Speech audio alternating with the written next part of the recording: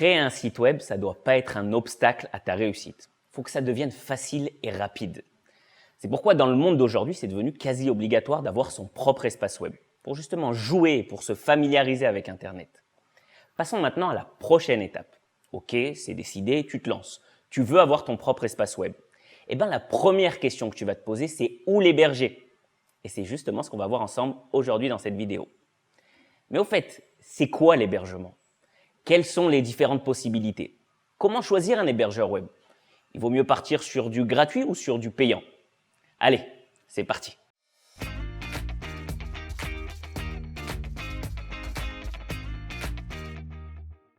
Qu'est-ce que l'hébergement web? Un site web, c'est bien, mais si personne ne le voit, ça ne sert pas à grand-chose. Pour que tu puisses montrer ton site web, il faut qu'il soit toujours accessible sur Internet. Alors pour parler un peu plus techniquement, un site web il est composé d'un ensemble de fichiers et la plupart du temps, au moins une base de données. Alors si tout ça, ça reste sur un ordinateur isolé et coupé du monde, personne ne pourra le voir. Ton site, il va donc falloir lui trouver un hébergement qui aura une adresse à laquelle tout le monde pourra se rendre. Concrètement, tous tes fichiers et bases de données ils doivent être sur un ordinateur qui est constamment relié à Internet, un serveur. Alors pour héberger ton site web, tu as 3 options possibles.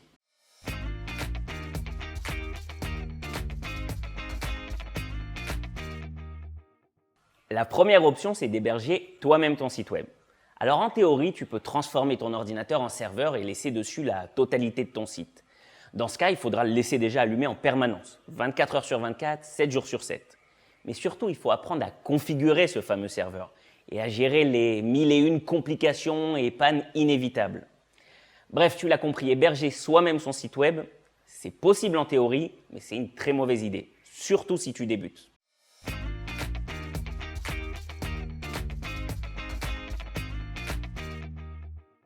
La deuxième option, c'est l'hébergement gratuit. Alors bien évidemment, je le comprends, c'est tentant de devoir rien payer. Et c'est vraiment le seul avantage parce qu'il y a beaucoup d'inconvénients. Et ton site au final, il ne va pas beaucoup se plaire chez un hébergeur gratuit. Voici les principaux problèmes que tu risques de rencontrer chez les hébergeurs gratuits. La vitesse lente. Un hébergement gratuit, il est rarement performant en termes de rapidité. Et un site rapide, c'est très important, c'est la base. Déjà, sache que Google, il sanctionne les sites qui sont lents. Et au final, il les affiche en dernier dans son classement. Mais le problème, c'est surtout nous, les internautes. On est impatients. Et si un site il met trop de temps à se charger, on passe direct au suivant. Pas de pitié. Ensuite, il y a le problème des publicités. Chaque hébergeur gratuit a son mode de fonctionnement. Mais beaucoup t'imposeront de la publicité sur ton site en contrepartie. Il faut bien comprendre que l'hébergeur ne t'offre pas un espace pour mettre ton site juste pour te faire plaisir. Il faut qu'il y trouve son compte d'une manière ou d'une autre. Un autre problème, c'est les URL à rallonge. Il est vrai que certains hébergeurs vont te permettre l'achat de ton nom de domaine et au final, ça te fait sortir de l'offre gratuite. Mais si tu veux vraiment rester 100% gratuit, l'adresse de ton site, elle aura un look un peu amateur, du genre monbeauxsiteweb.wixsite.com ou mon super site internet, page perso orange.fr. C'est pas terrible, non. Ensuite, il y a les fonctionnalités qui sont très restreintes. Il vaut mieux en prendre conscience tout de suite, on ne fait pas ce qu'on veut techniquement avec un hébergement gratuit. Et c'est très vite frustrant. Dès que tu voudras utiliser telle ou telle fonctionnalité, tu te rendras compte que ce n'est pas possible. Un autre gros problème, c'est la sécurité. Les hébergements gratuits sont parfois peu fiables. Il ne sera pas forcément possible de mettre en œuvre des solutions pour protéger ton site des piratages. Et un autre gros problème, c'est le manque de support. En cas de problème sur ton site, tu n'auras personne pour t'aider. S'il y a un problème de configuration du serveur, tu n'auras aucun moyen de le résoudre. Bref, je pourrais encore allonger cette liste d'inconvénients, mais l'important, c'est de savoir que je te conseille vraiment d'oublier l'hébergement gratuit. Ce n'est pas viable comme solution, quel que soit ton site.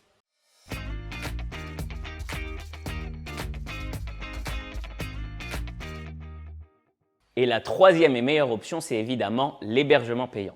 Alors, si tu veux donner une chance à ce que tu fais, tu n'auras pas le choix. Tu devras sortir ton porte-monnaie. Alors, je te rassure, la bonne nouvelle, c'est qu'un hébergement, ça ne coûte pas grand-chose. On parle de quelques euros par mois. Et pour ton site, ça change tout. Alors bien sûr, il existe des formules encore beaucoup plus chères quand on parle d'héberger des mastodontes du web. Mais il ne s'agit pas de ça ici. Dans l'immense majorité des cas, ton site n'aura pas besoin d'un hébergement super sophistiqué.